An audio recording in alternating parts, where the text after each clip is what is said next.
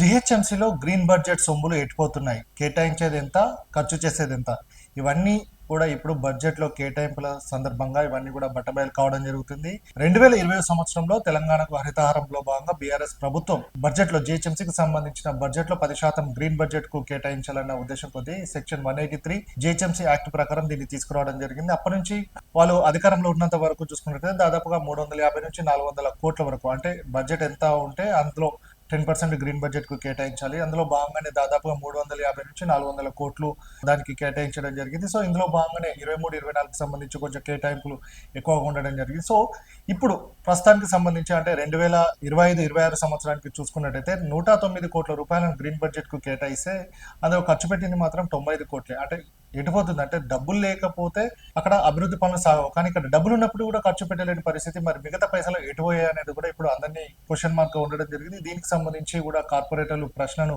లేవనెత్తడం జరిగింది. సో ఇప్పుడు కూడా దాదాపుగా 2026-27కి సంబంధించి బడ్జెట్ లో 590 కోట్లు, అంటే 27 మున్సిపాలిటీలు కూడా జిహెచ్ఎంసీలో మెర్జ్ అయ్యాయి కాబట్టి దాదాపుగా 11,400 కోట్ల రూపాయలను కూడా బడ్జెట్ రూపకల్పన చేయడం జరిగింది. ఇందులో దీనికి సంబంధించి గ్రీన్ బడ్జెట్ గా 590 కోట్ల రూపాయలను కూడా కేటాయింపులు చేయడం జరిగింది. సో మొత్తంగా చూసుకున్నట్టయితే 10% అంటే 180 క్రోర్స్ ఉండాలి.